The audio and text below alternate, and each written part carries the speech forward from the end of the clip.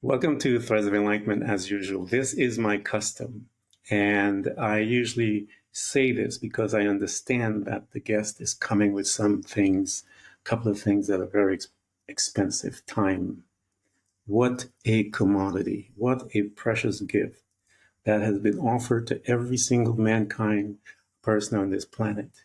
What we do with our time, how we honor her, how we respect her, how we love her, will tell me much about you. The other is the journey. The journey is so powerful because it created the individual that stands and sits before us. And that is creative power because the person that is standing and sitting before us is alive. And so we want to welcome them to Threads of Enlightenment. Haley, thank you for coming to Threads of Enlightenment. Thank you so much for having me. It is an honor. It is an honor to be here with you. It's an honor to have you. Tell those that are listening, and I've been telling my listeners because I'm trying to educate them about a few things. Listeners don't change their lives. Hearers do. And I try to educate them to transition to become a hearer because it tells us that when the hearer hears, faith is present to get stuff done. And so tell all of our hearers, how do you serve? And we welcome those listeners as well to come along and enjoy the ride. How do you serve mankind? I think that's the main reason why I'm here on the planet is to serve. So Yeah, I am a firm believer that everybody has a specific gift, skill, or ability that is meant to be shared with humanity. I And so agree. the way that I serve is I help you overcome, first of all, really find out what those gifts are that you're passionate about, that lights you up and that comes to you effortlessly.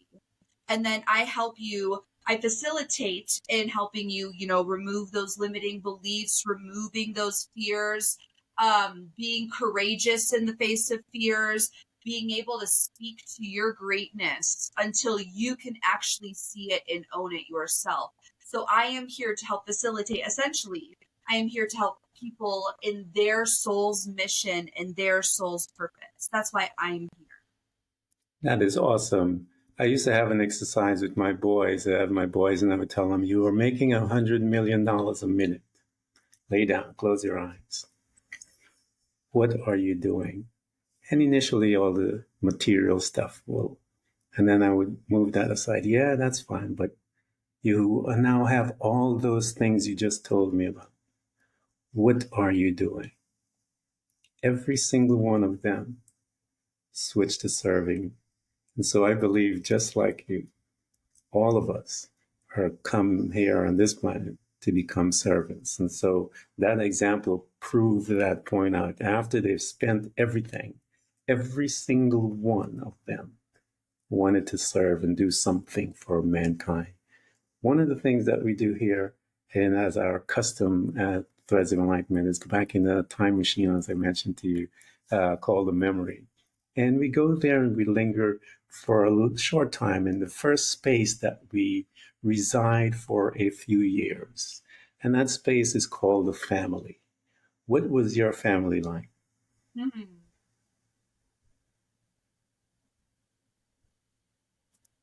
What was my family like? So I essentially had two because my parents went through a divorce. So there was one original family, and then there was a distorted family, right? Mhm.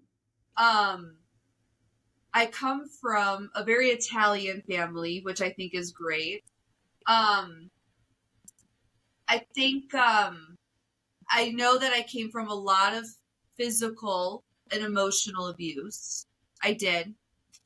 I had very scary, traumatic moments as a child that I'm still overcoming now. Yeah. Um, but the physical abuse, emotional abuse, there was sexual abuse. Um, And then through my parents' divorce, which was really bad, it was like a 4-year divorce and just Wow. eating each other up. My mom used us a lot for manipulation. There was a narcissistic, yes, but I think she was more borderline personality disordered and Hmm. still is. Um, and then because of the divorce, she married somebody who essentially used us as free workhorses. They had this Wow. dream thrift shop, and I had to give up most of my childhood, all of my weekends to support their dream that was failing because they weren't very strategic and smart. No judgment on them. Obviously, we're all doing the best that we can with the knowledge that we have in our know-how. Yeah. uh, but I was really conditioned to be subservient to authority, that you just do as I say, without question. And that my time was never really valuable because I grew up in poverty as well. It didn't start off that way, but I grew up in poverty, eating out of food off of the food bank, being on welfare, having welfare, um, Arizona access or Illinois government health insurance because my parents, my mom and my stepdad, were not really smart with their money and they weren't smart with their time. And so even still to this day, I'm deprogramming myself from what I was unconsciously programmed with. Yeah. So I never, whenever I share my background and my story, I never want it to look like it's coming from a victim mentality, right? Because I think it's very easy for us to go and talk about our past and be like, this is the reason why I am who I am. This is the reason why I hurt so much. This is the reason why. And we want to honor and respect that part of ourselves that was hurt. Hmm. Absolutely. But the most important thing is that even though it wasn't in our realm of control that it was occurring to us, it is our responsibility to heal it and overcome it so that it doesn't have jurisdiction over our future. And so that Yeah. because, so I will wrap this up. Sometimes I tend to get very No, passionate. no, just, Um, but I think it's so important to, I think the way that we define challenges and struggles and trauma can either be our demise or it can mhm. be a space of empowerment. Because even though I went through the physical abuse, mental abuse, emotional abuse, sexual abuse, being just seen as a commodity myself, free labor, essentially as a child for my Yeah. parents' dreams, it was like all of those things specifically handcrafted me to be the authentic leader, to be the authentic healer that I am today. And it's because of a simple choice. Yeah. Was I going to choose to be a victim to it? And it's going to keep me small and it's going to keep me hurt and it's going to keep me in fear? Or was I going to look at those through the lens that which they are, which is a gift, so that I can go out there and serve humanity, right? Because I can always come from a space of authenticity. I can come from a space of, I understand, but Hmm. Yeah. are you going to let it control you Yeah. and then keep you in your limitations and not be able to also serve humanity? Or are you going to be allow that to be the building blocks of your greatness? Because I also believe that you are best equipped to help the person that you used to be. If you have walked through hell, essentially, and you know the way out, I think it is a personal responsibility for you to grab the people behind you who still haven't found their way out yet and pull them forward. And that's exactly what I am doing with everybody that I work with. But that's the purpose of the trauma, because there is a need, a great need ahead of you that you are going to have to address once you have walked through. I think, and I know sometimes people think I'm harsh with certain things. Um, is where the trauma is where you gain your superpower. And you heard her talk about it. It is where you gain your superpower if you choose for it to be. Now you have those that are will choose to become the victim and stay the victim, and there are many of those. And then you have those like Haley, well, I will say no. And so it is the beginning of the beginnings, I tell people. Once you make that decision, see, life is all about a series of decisions. And our life is a accumulation of those decisions, that those little decisions that we make. That is your life. And so, as a individual, how old were you, when the divorce took place as a young? How old were you as a child? I Do you was, remember? yes, I was between the ages of 9. I think it started around 9 or 10. Wow. So here's this young girl in a whirlwind of trauma from all types, all forms, and she's in the midst of it. How did she do? What was her mindset there? Because you have people using you, you have sexual abuse, verbal abuse, I'm sure is there. No honor, no respect, all of those things, and negative energies taking place around her, and she's in the midst of that. Mm-hmm. What was happening to this young girl?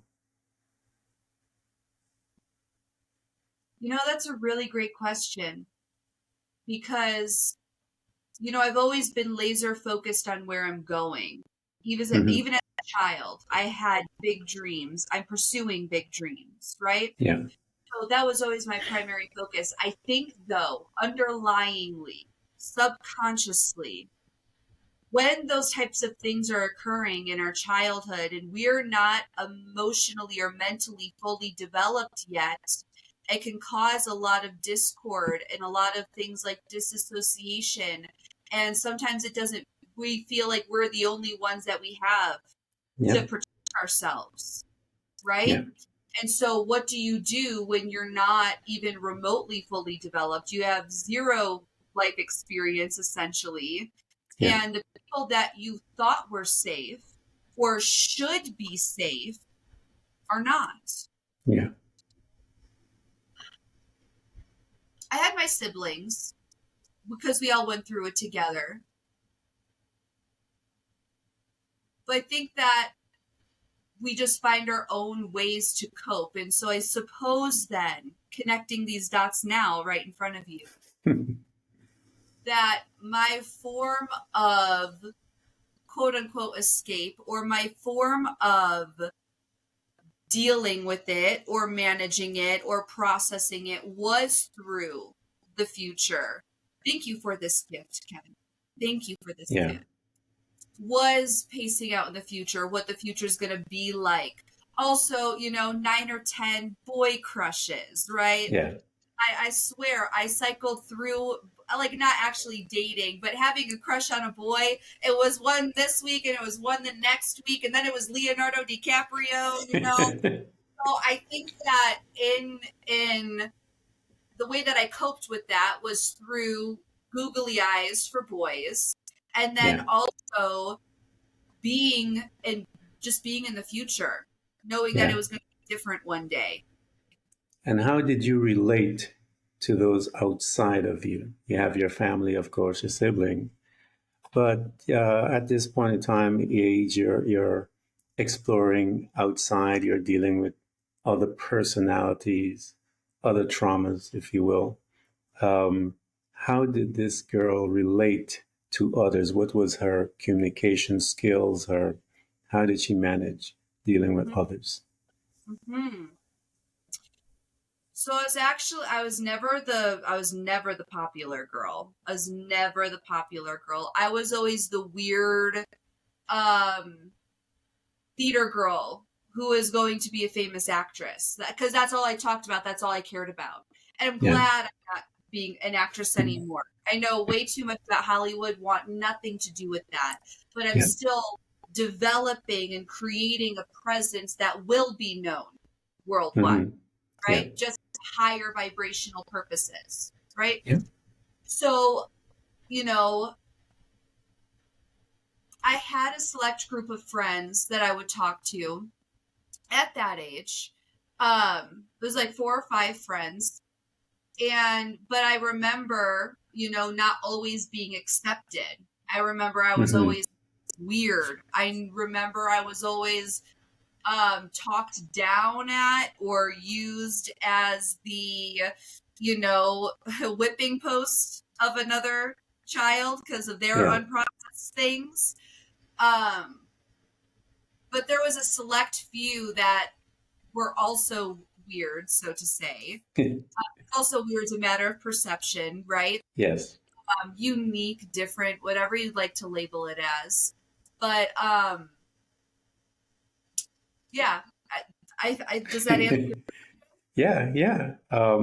As this young girl now, because you said it was looking to the future, was your compass, your North Star that was holding you together while you were in this midst of turmoil and trauma.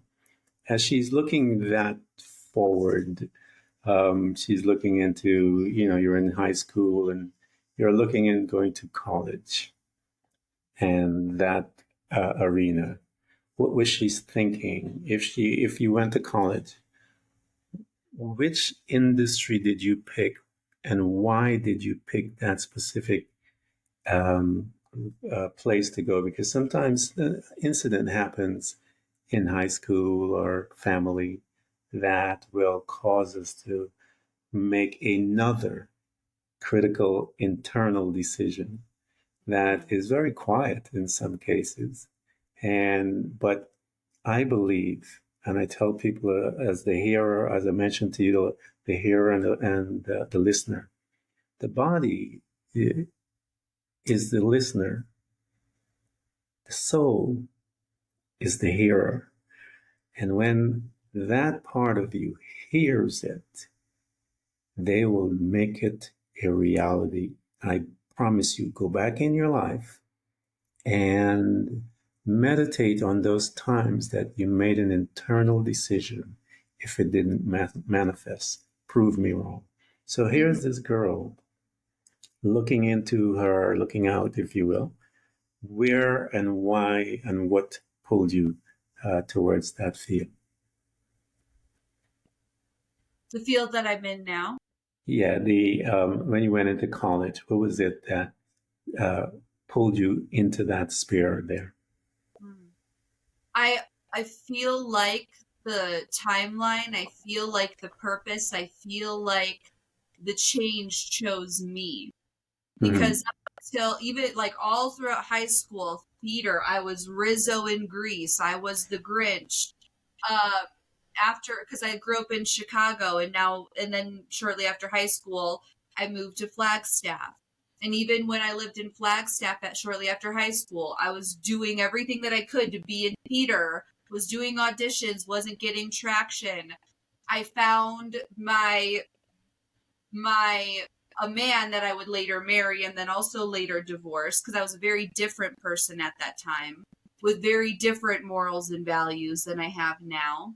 But I think that comes with being a young adult. Um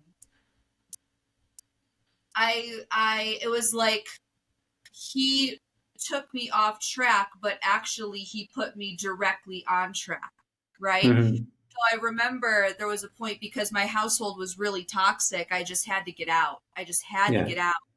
And so at 19 I moved in with this guy with in a trailer with no running water or heat so that we could drink all day, so that we could smoke marijuana all day and just escape, right?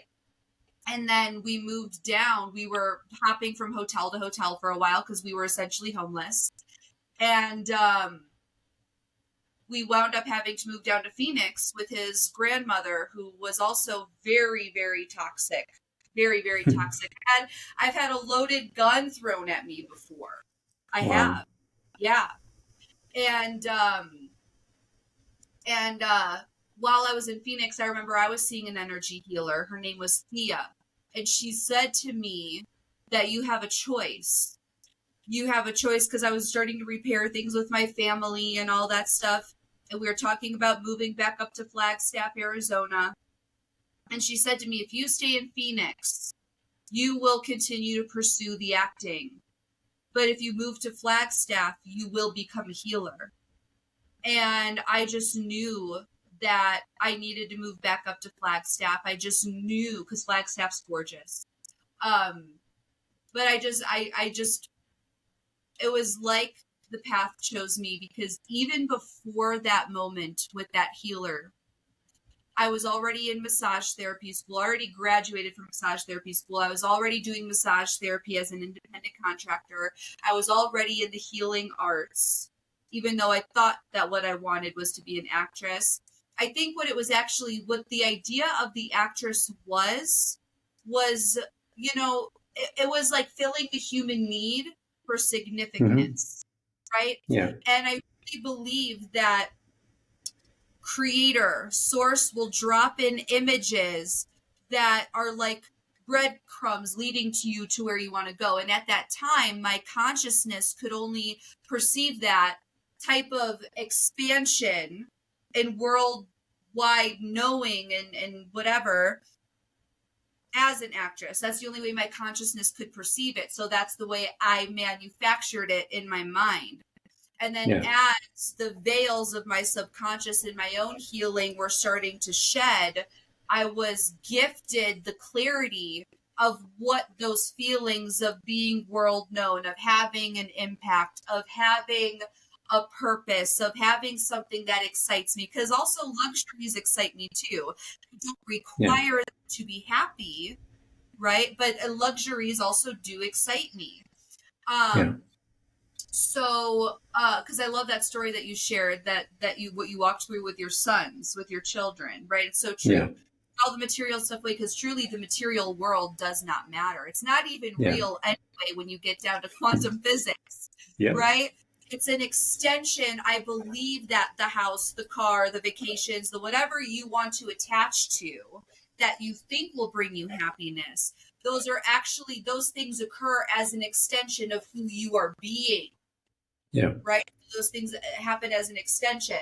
But let me bring this back, because now I'm getting a little off track.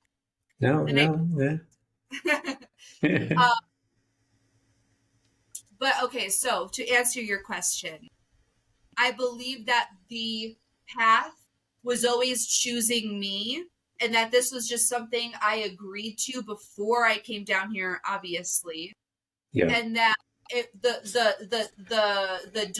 not the delusion, but the shell of being the actress was slowly being chipped away, so that I could finally see what it is that I was really here to do. Because being an actress, how would that really serve anybody besides entertainment? But entertainment can also be very distracting, and it can distract you from your happiness. It can distract you from your purpose. It's also programming you because all it is programming you consciously or unconsciously, whether we know it or not, right? So, there was just a higher calling and I just needed to follow that thread. So essentially, the path chose me.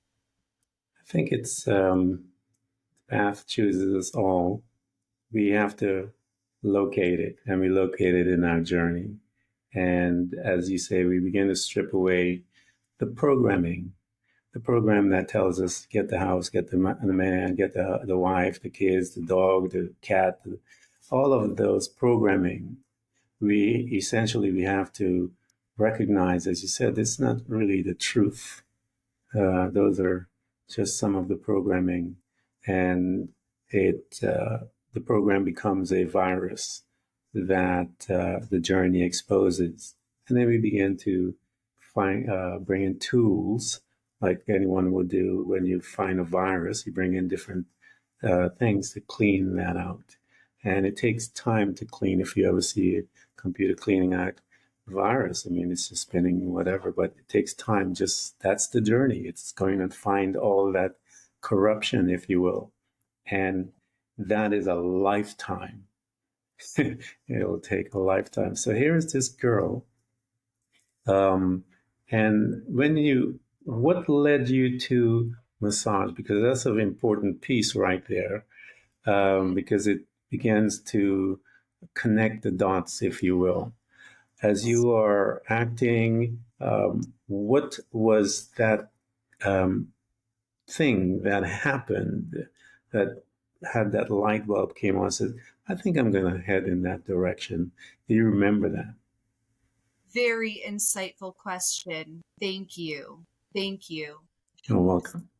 Before I awakened to who my mom actually was, um, she was a massage therapist, right? And Mm-hmm. so she's like, you can make your own hours, you can do this, you get, you can charge up to $120 for 90 minutes. It's, quote unquote easy money. We all know there is no easy money. And by the way, I'm sorry, I'm laughing because that's if easy money, if you're doing the body mechanics wrong, you're injuring yourself every day, all kinds of stuff I as a know. massage therapist. So yeah, there's a science behind the movement and the of your body, and if you don't, and again, you're messing around with energy, and so if you don't know what you're doing with some of that, you'd be a mess. I cannot tell you how many massage therapists that I've known and seen the ones that have understood the usage of the body and those that don't, and moving of energy and what that does to an individual. And that's why I'm laughing, and I do Hey, apologize for that. that's totally fine. That's totally So go fine. ahead. But yeah, it was easy money. And actually, I'm grateful for it because, yes, it was the doorway. It was the Yeah, doorway to this. And, um, and I'm grateful for it because it ignited this entrepreneurial DNA in me. Because ever yeah. since then, I've had independent contractor work, but Hmm. I don't have a regular job. My business, so it's not really a business, it's a calling in the form of a business, is all I Yeah, do. It's all I do. So yeah, I'm grateful for that because not only did that open the door for the path, because I was like, oh, I'll do massage therapy because I can make my own hours while I'm acting, right? Like that's where I yeah. still was, right? Hmm. Um, but I'm so glad because yes, it opened the door to this, and also, um, like I just said, it activated this entrepreneurial DNA within me, and I'm so Yeah, glad that I'm an entrepreneur, even though everything comes at a cost, yeah, right? It's almost like choose your pain, right? Would you yeah, rather have the pain of being in a numbing 9 to 5 where they pay you just enough to keep you coming back, but never what you're truly worth? Or would you rather have the pain of, the grind and the struggle and, financially having good months and bad months and sometimes not knowing where money is coming from, but knowing that it's still majoritively in your control, because financial security is also an illusion. Just yes, because you have 9 to 5, just because you have a 6 figure, maybe 7 figure job doesn't mean that you're going to keep it. yep, The entrepreneur, once they build it, maybe it gets taken away, but they can always build it again. and And that's again, and strength. again, and I believe that the gift that is us, that way by which you are going to serve, is designed to sustain you. But you Yes. have to make that movement, and the movement and the lifestyle is that of faith from the realm of the soul, where you don't see it, but because it's coming from the soul, when he or she speaks the words that you speak, the words you speak, has the ability to create and bring to pass what you want, but you must choose it. And it is a choice to deprogram yourself. The job and that security is one of the last pillars that one that is walking into that journey, one of the last illusions that we have to walk through. And many have turned back right there because they see the importance that the security was more important to them than who they are and finding out who they are. Because until you get to that place, we are all designed to be entrepreneurs because we came with gifts that was is designed to make us that way and to provide for us through it. I don't believe that we were supposed to be servants fulfilling someone else's dream because that's what an employee is, fulfilling someone else's dream. An entrepreneur is fulfilling their dream. And so that man or woman who started our business was an entrepreneur. You are just a sheep. You're just following and you've surrendered. But that's another topic. So here we are. This girl, she started on that road, the spiritual road. You have yoga is another entrance to there. I have a good friend of mine. She just did her thing. I know Marie Diamond from The Secret. She is with Feng Shui, which is another entrance into the spiritual realm. And so, as you have embarked now, things are about to happen to you. All kinds of fun things, because what will happen is that you'll have a glimpse of some of the time you'll have your greatness, and then you're going to come back, hook up into your old patterns, and then you're going to move through, and then months later, a year later, the glimpse gets a little stronger.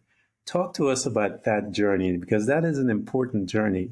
Sometimes we neglect the importance of it, how we go in and out, we go in and out.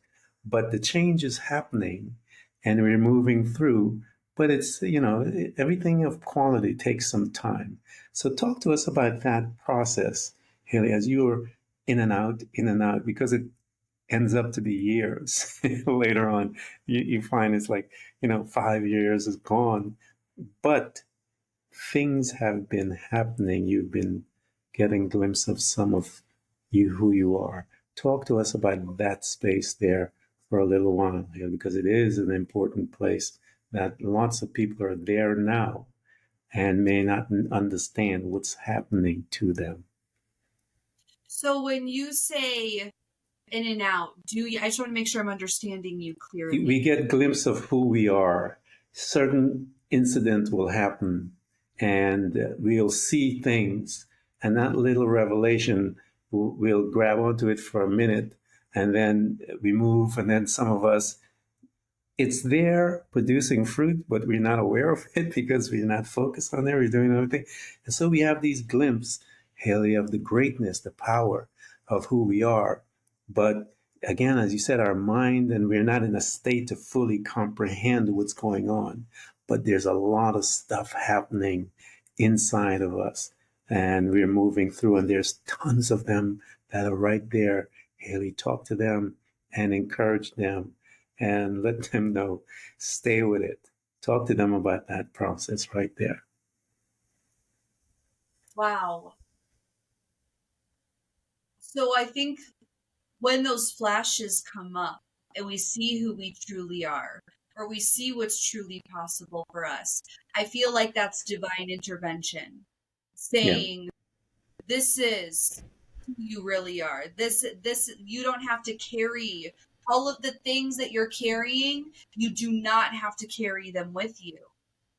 It also is like creator, source, showing you the finish line, Yeah. right? And what we see in our heads when we connect to our heart or when we connect to our future, what we see is not an illusion. That is creator showing you what's possible for you, showing you the finish line. Our only responsibility is to get ourselves there with working with Yeah. creator, with working with source, right? Because it's co-creation, it's together, we participate. Mm-hmm. When we get, because I've had those moments too, and sometimes we get a little bit startled, or we get a little bit afraid, or we get a little bit anxious, and we're like, whoa, what was that? Or Yeah. that's not possible, or what? That's just my imagination, right? We talk Yeah. ourselves with it, and that comes from all of those unconscious programs that Yeah. we've been installed with, whether it be from our parents, whether it be from society, whether it be from even genetic coding, right? Because Mm-hmm. some beliefs and thoughts that we have are not even ours outside of the external stimulus. It's also embedded in our DNA, right? Because just as you can have your mother's eyes or your father's hands, we also picked up Ancestral trauma, really. cues. Ancestral. We have ancestral traumas that we're bringing back from the forefathers of our genes. And so it's embedded, and we have to deal with all of that. Yeah. And so are you going to be the brave one that Yes. overcomes all of that genetic coding, ancestral trauma, Yeah. all the programming around you from the external world, right? So when those moments happen, it's like, it's like in the Matrix when they talk about how there is no spoon, right? Yeah. Those moments of like where there is no spoon, there is no computer, there is no walls, there are no walls, there is no actual problems, right? There are Yeah. no actual problems. We only keep those things alive, right? I Mm-hmm. know I'm coming from experience with that, Mm-hmm. even to this present second, right? Yeah. Even to second, there is no spoon. But anyway, um we have those moments of divine clarity, and I think it's like a gift to be a reset. It's a gift to say Yeah. this is possible. It's a gift to like tap into your soul, awaken that divine consciousness that's within you that is being held back by all of these layers of, of struggles, insecurities, fears, doubts. It's like a moment. Forgive me, I'm so sorry. No, Um, that's okay. you saw I turned my phone off as it was an alarm. I guess it doesn't work with mute. But and thank you for your grace. Thank you.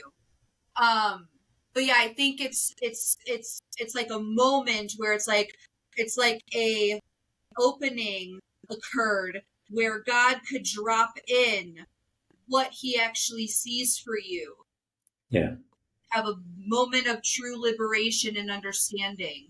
And I think it's so important that when we have our reactionary whoa, our reactionary kind of repelled by it or feared by it, to have an acceptance that that's going to be a normal reaction because what you just witnessed or felt within was so outside of your normal reality that your subconscious is like, wait, whoa, red flags, this is different. Yeah. So having acceptance that's going to be a reaction, but then after accepting that that was what your response was, your reaction was, the next thing is how are you going to respond? Are you Yeah. going to decide that there is a higher power that believes in you? Are you going to decide that there's a higher power that favors you? Are you going to decide that this is where you are being led to go? Or are you going to go back and hide in that shell? Powerful. I love it. Once you have discovered that, Haley, what were those tools that you're now bringing into your life to assist you to become even more awake, even more alive? I said that on the onset that you're alive because I believe those that are awake are alive. The others are sleeping. And so, what tools did you bring into your life? Because as a massage therapist, you're surrounded by the language of meditation, yoga, all these different modalities that people bring into their life, tools, journaling, all of those conversations that you're having with some of your clients and some of your friends within that field. What did you start to bring into your life to now help you to become, because this girl is still traumatized. She still has storage and storage. She has a warehouse of things that she needs to address as she begins to walk and begin to see who she is. And so, what tools did you bring into your life as you're standing before this warehouse of stuff that you are beginning to help you clean it out, if you will? The primary tool, and the tool that is one of the first things I give to my clients, is what I call a direct line to the divine. Yeah. Because it is in that place where all is possible. When you have that direct line to the divine, not only are you connecting to that higher mind, that higher consciousness, that higher light, but that is where healing takes place. That is Mm-hmm. where clarity comes in, and that is where alchemy and transmutation and transcendence actually happens. So I have this saying that it's not about the strategy. It's never really actually about the tool, right?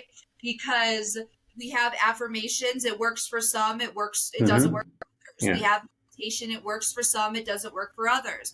We have yoga, it works for some, it doesn't work for others. It's never about the strategy. The strategy is actually secondary, just like the cars, the house, the vacation, the whatever have you, right? Yeah. It's actually about who you are being Right. while you do the strategy. So when you have that direct line to the divine and you're connected to your higher mind, the higher consciousness, I always make sure that I connect to the highest sources of light and consciousness, where the birth of your consciousness was created. That's where I like to go, because Mm-hmm. I want highest truth. I don't want things filtered through my own limitations. I don't want things filtered through my own fears or egos.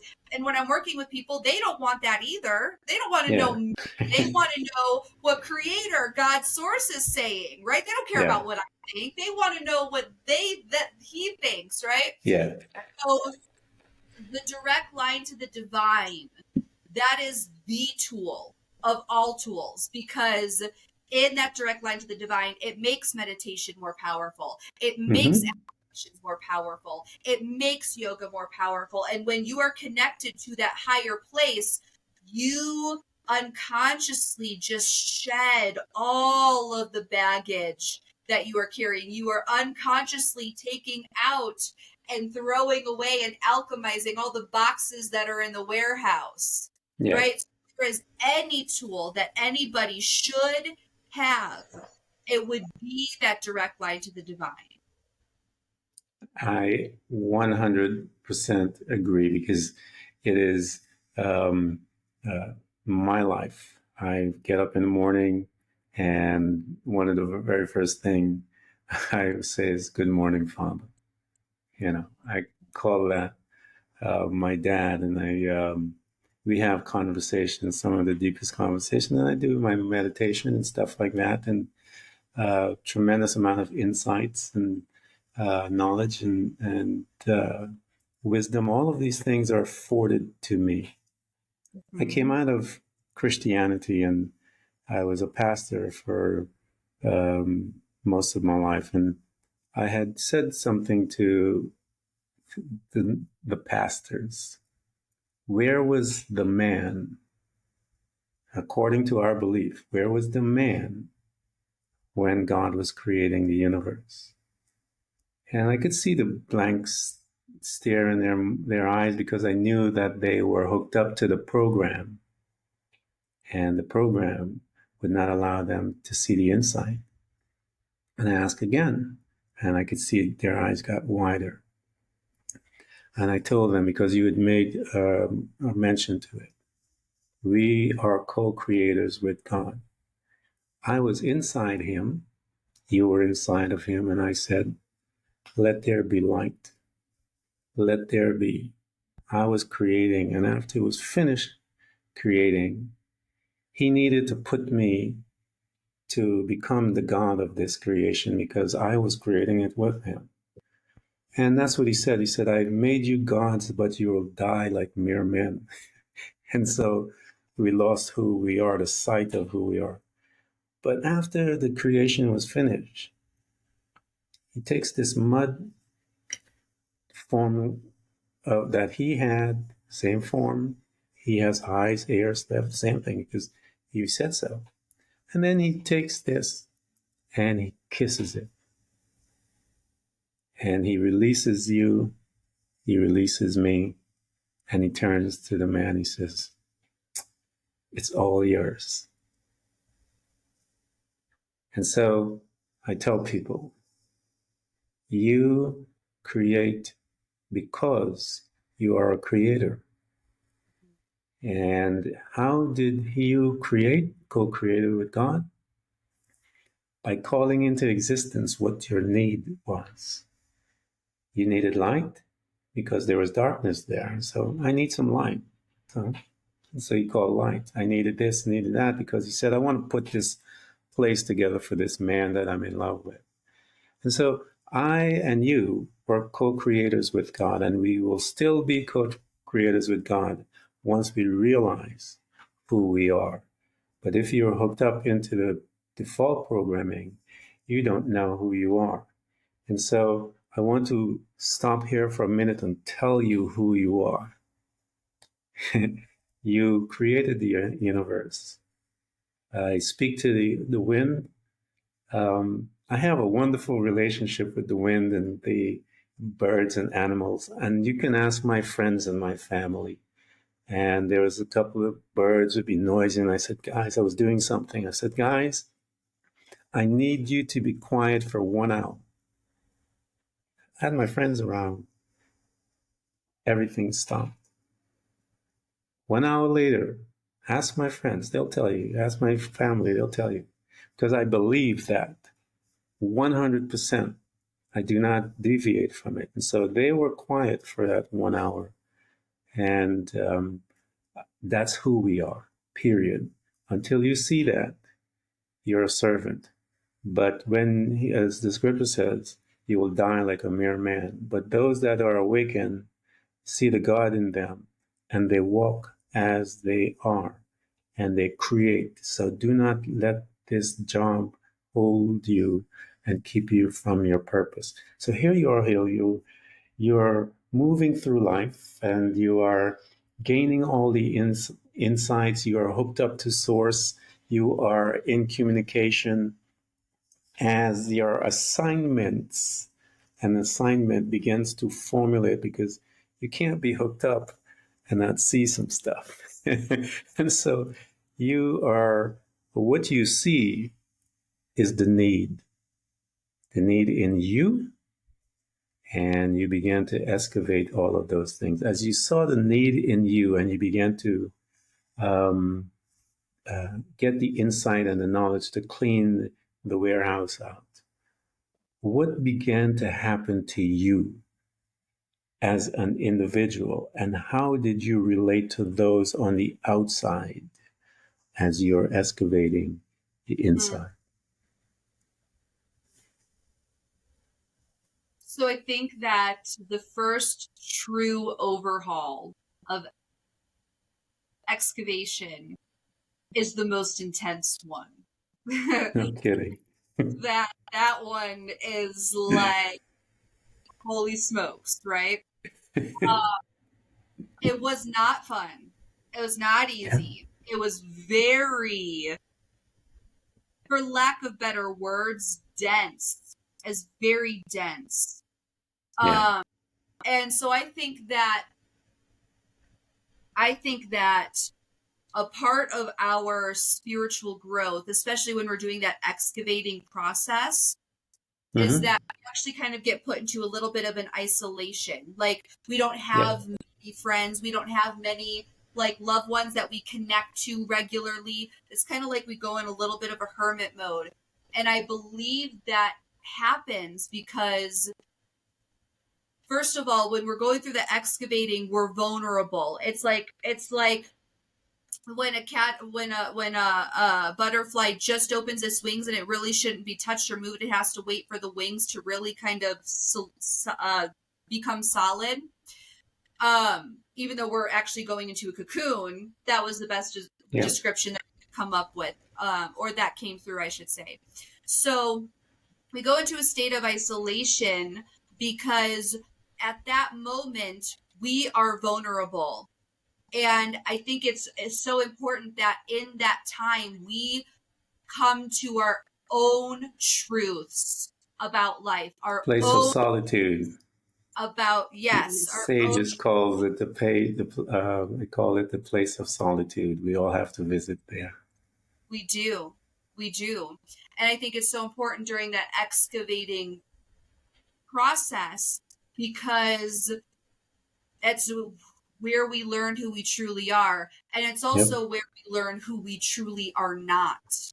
And we Yes. can't have people telling us, you're this, you're not that, because that's all a projection of their reality anyway. It's all a projection of their own filter of life through their own programs, right? So we Mm-hmm. must come to that place when it's just us and creator, or us and God, right? Where it's just you two. And that is, I think it's so in mine, all I had really was my fiance Lou. He is the absolute love of my life, completely the most divine man on the face of this earth. I would say next to you, Ken, because you are really divine. That's not smoke up your skirt. There's been a lot of insight that you've Thank carried you. out this conversation. Very insightful, very connected. So I think that to answer your question, the first one was the most challenging, was the most it was like all of the limitations got put under a microscope to be seen at once. And it's like Yeah. we take care of all of this at once. But you come out on the other side of that more liberated, of course by choice, but you come out more liberated, you come out more free, you come out more balanced, you come out more peaceful because you truly know at a new level who you are and who you are not. Yeah. It's it's the most powerful place you will ever visit. As you said, you get in touch with who you are and who you're not. It is the most powerful place. It is not a lonely place. It is a place of power. It's a place of solitude. There's a difference. And if you look and study any of the sages, you'll see that all of them had to go there and visit, get away from society, because I tell people there are two kingdoms that I see. One that is open to changes and becoming, and that's we're putting it into this uh, the field of self-development and all that type of stuff. But there's a difference about it. But that's another conversation. And then the other kingdom is based on judgment. Every conversation, all the news, everything that they talk about is judgment. And so all of the sages had to get away from judgment in order to become who they are and see who they are not. And when you come from that place, boy, you have been changed. You are now deprogrammed in a way by which you are able to begin to stand up independent of the old program. Yet there's still threads of stuff in that warehouse that will come alive as you're walking through life.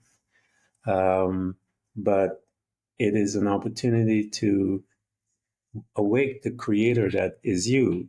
But what happens is that once you recognize it, which you're going to recognize it much faster because the creator is awake and it's the creator that is living, will deal with it much faster, come out of it.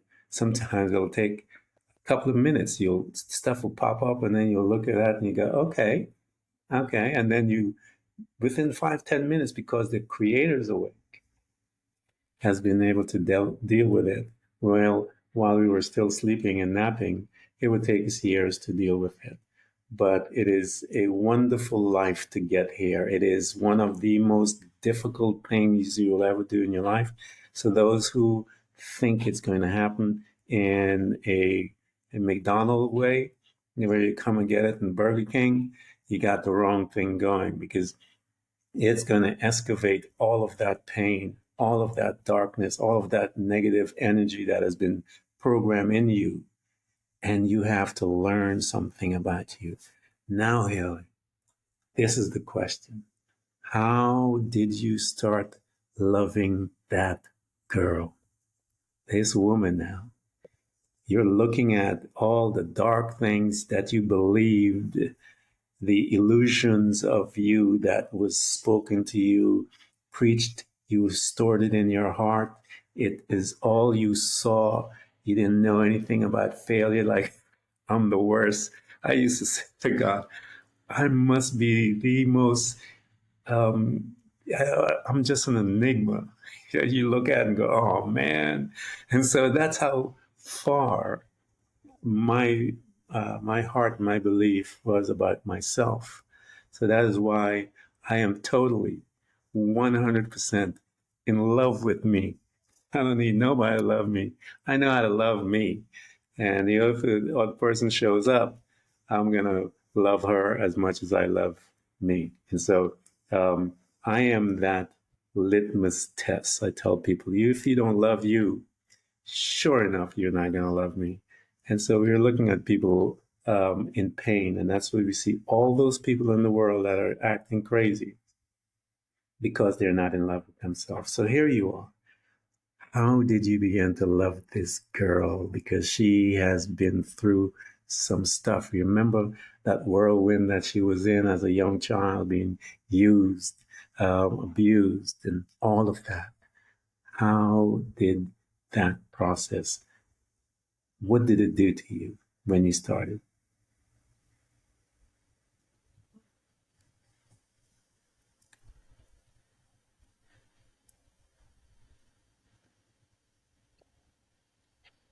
There we are. Sorry about that. So I heard your That's question. Can okay. you hear me now? Yes, So I can. how did I fall in love with who I am today? Right? That's your Yes. question. So Yeah. self-love, I really think self-love is multifaceted, right? Um, Oh, yeah. so first, I think so in order to truly love oneself, you must have self-acceptance in every shape, way, and form, Yep. because acceptance is the foundation to all healing. We cannot move Mm-hmm. forward in we don't accept it as it is. And that's not justifying, that's not saying it was good or bad, that it was wrong or right. It's just accepting facts. It's just accepting what is. So if you can accept yourself for all you are and also all you are not, which is not necessarily a bad thing, that's a great place to start. Now, Yeah. when I think about self love, it's not the things that you do for yourself, it's the way that you think and feel about yourself. So the things that you do for yourself are a result of loving yourself. So self love is not sitting in a bathtub. Self love is not a shopping spree. Self love is not going out and getting a massage. Those are band aids, right? Yes. Self love is the way that you think and feel about yourself. So, where does that start? Right? It starts at acceptance. It also starts by celebrating yourself. What do you know that you rock at? What do you Yeah. know that makes you different, that makes you unique, that makes you special? Right? And then in that, also having acceptance that it's okay that there are certain parts of you that aren't 100%, right? Like I have energy healing background. I have crystals everywhere in my house. Can I retain crystal information? No. As soon as I read it, it's one ear. brain is just not hardwired for crystal information. But then does Yeah. that make me a bad healer? Absolutely not. That is somebody else's gift that they Yeah. get to provide, right? So we got to stop comparing in a way that's disempowering, because Yeah. all of our unique skill sets, just like you're an amazing interviewer, right? Each of these skill sets hold up the pillars that create the foundation that help raise humanity, Yes. right? Because you're good at something doesn't mean that makes me automatically bad, and vice versa. Your special gift is meant to help others in a certain way, just as mine is. And when we collaborate and work together, it amplifies what they receive, Yes. right? So Absolutely. we must have acceptance and love for even the things that we are not. And I also think that we should take out the word should in the Yeah. English, actually, but I think it's one of the most toxic words in the human language, because it should be this way or I should be that way. That implies a lack of acceptance, that implies a gap, and therefore we're always going to be reaching for something that is not congruent with who we are, right? Yeah. Or what. My word is failure, Haley. I don't like it. I think, but I understand why we use it. But I would love to come up with another word. But it's not a matter of failing, you know. Yeah. And it's just that we tried something, we did something, but that wasn't a fit for you. That didn't mean that you failed. You learned some valuable stuff. You learn that that's not for you. That's major right there. And then you learn other things as well. And that word, like should, traumatizes me every time I hear it because I know that people use it as a form of a whip to cause pain to Yeah. others. And I would really like to figure out if we could come up with something because we're not failures. We are here to, we are learners. And something did not work out, doesn't make you a failure.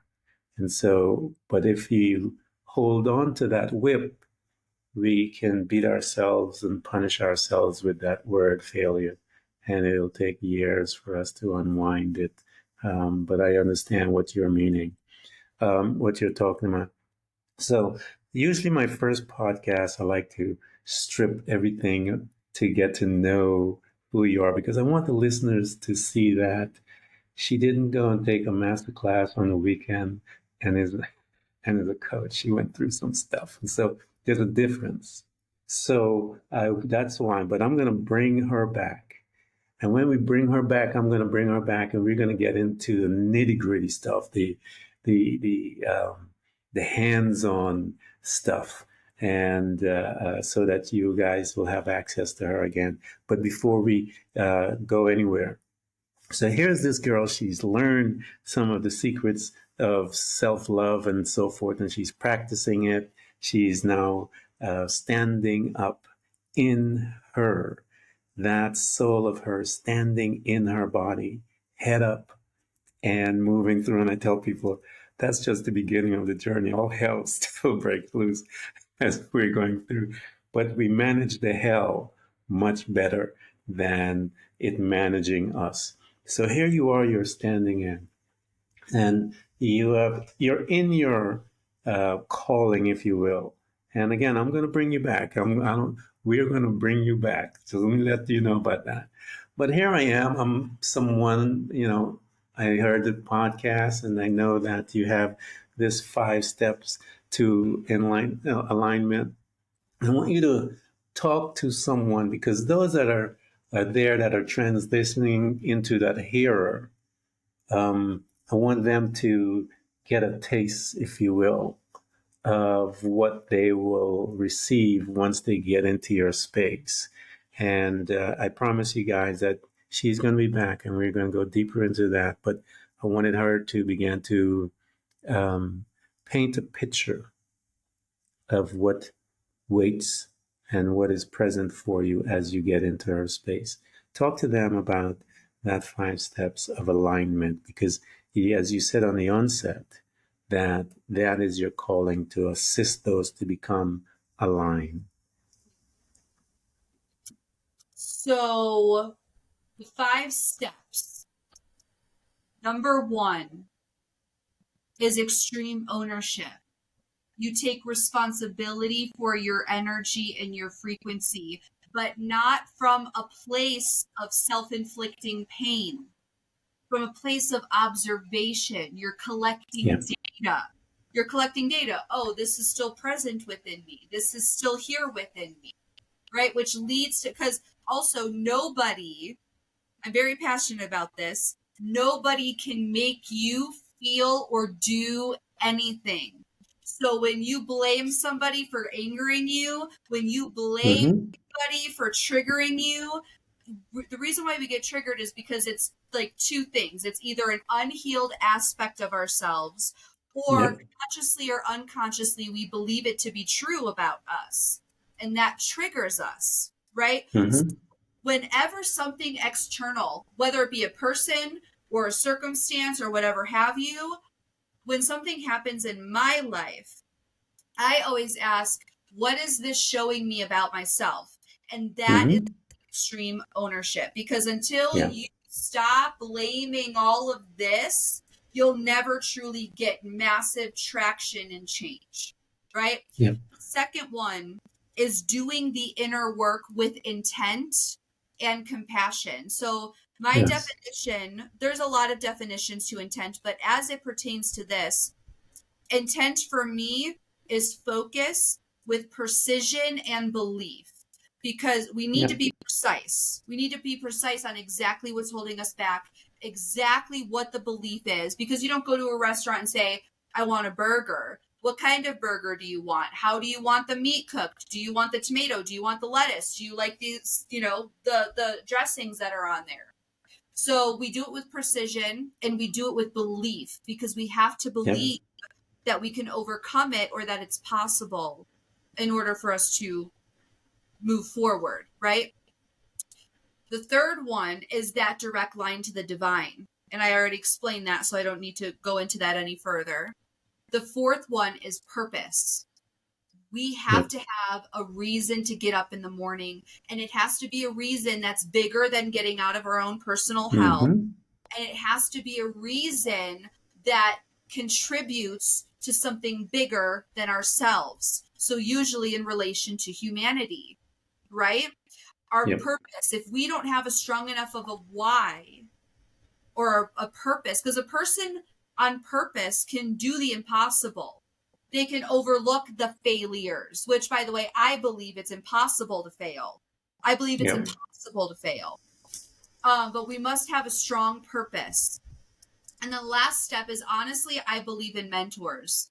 I full out believe in mentors and having guides in our journey, because they reduce confusion, they reduce self-inflicted suffering, they keep you on track, and they can also fast track you in your journey, in your healing journey, in your enlightenment journey, right? They provide insight that you can't see, because you're in a closed loop of yourself.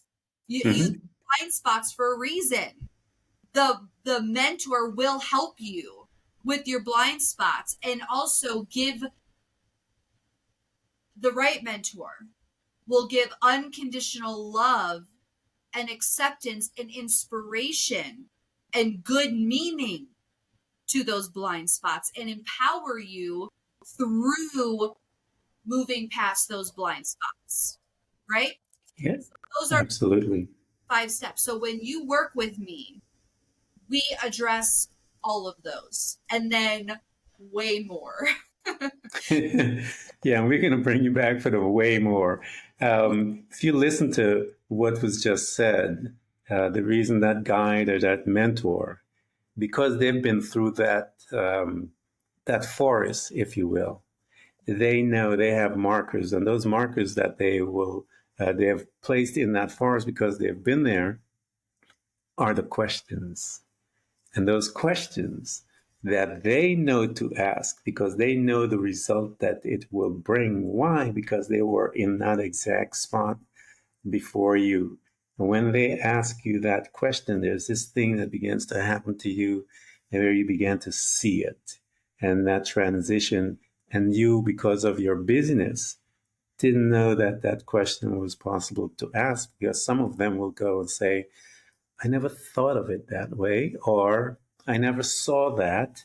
I didn't know that I could think that way because you are busy. And the other individual understands that. That's why they're there, to be that guide. And I have one that has been through some stuff. We talked about that beginning of her whirlwind. That's some stuff. And so she knows to navigate with you through all of that and much more. And so I want to encourage you guys. We're going to provide everything for you to get to her.